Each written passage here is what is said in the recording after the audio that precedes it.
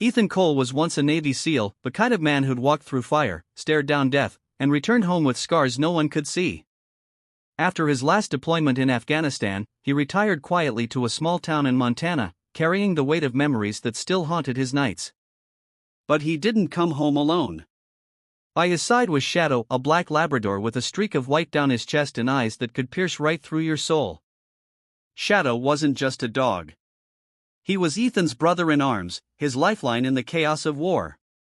Together, they'd been through everything: tracking insurgents, saving wounded soldiers, and surviving explosions that had taken the lives of men they loved.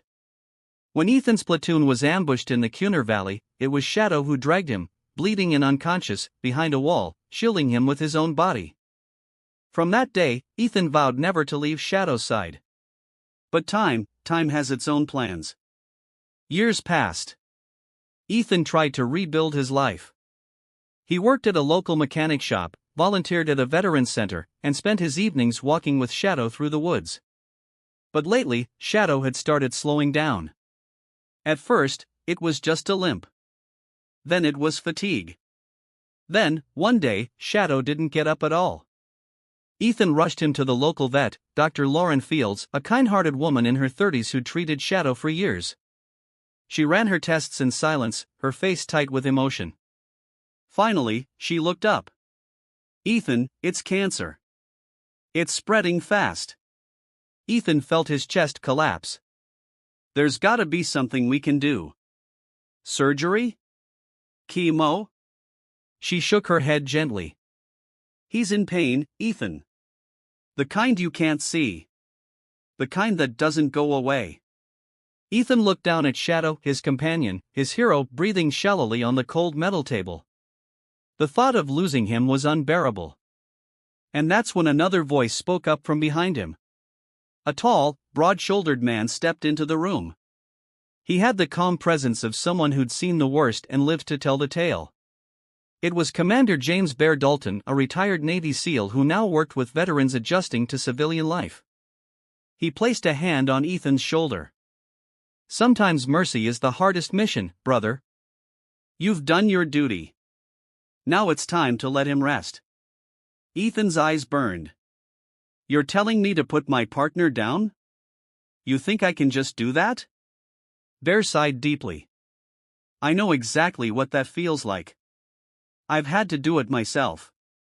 It broke me. But listen, keeping him alive for you isn't love. Letting him go, when it's time, that's love." Ethan's heart screamed in silence. He wanted to hate Bear for saying it. But deep down, he knew it was true. He nodded slowly, tears streaking down his weathered face. "I'll do it. But I'm staying with him, until his last breath." It was sunset. The vet's office was quiet, bathed in soft orange light. Ethan knelt beside Shadow, stroking his fur as the vet prepared the injection. "Hey, buddy," Ethan whispered. "You've done enough, okay? You saved me, more times than I can count. You don't have to fight anymore." Shadow's tail thumped weakly once against the floor. Dr. Fields inserted the needle gently, and Shadow's breathing began to slow. Ethan held his face close, whispering a prayer. Shadow suddenly lifted his head, weak but determined. His eyes locked onto Ethan's.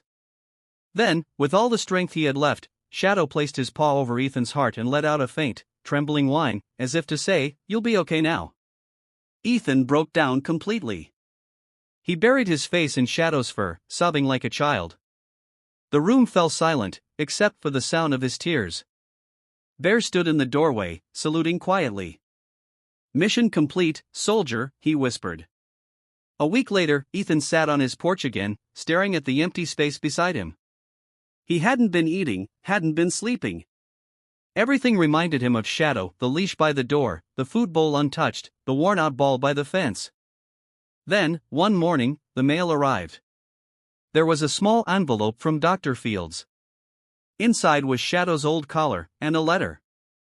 "Ethan, before Shadow's final moments, we did one last scan, just to be sure. The cancer was everywhere, but we found something else. There was shrapnel lodged near his ribs, the same piece from the blast years ago. It had moved dangerously close to his heart, but somehow, his body had built scar tissue around it, protecting him. The same way he protected you. Ethan clutched the collar to his chest. Tears fell silently, but this time, they weren't from pain. They were from pride. He looked up at the sky, whispering, "You never stopped being my hero, boy." Months passed. Ethan began volunteering full-time at the Veterans Center. He started a therapy program, Paws of Valor, pairing rescue dogs with veterans struggling with PTSD. Every time a new vet arrived, Ethan would tell them about Shadow, how love, loyalty, and sacrifice could heal wounds that medicine couldn't. And one day, when a young Marine walked in with shaking hands and haunted eyes, Ethan smiled and said, "You're not alone, son. Let me tell you a story about a dog who saved a soldier's soul." The camera pans back to Ethan's porch. A young golden retriever puppy runs into his arms, tail wagging. Ethan laughs for the first time in a long while. He looks at the camera, eyes wet but hopeful. We all lose something in this life. But sometimes, what we lose becomes the reason someone else gets to live again. Shadow taught me that the greatest act of love is letting go.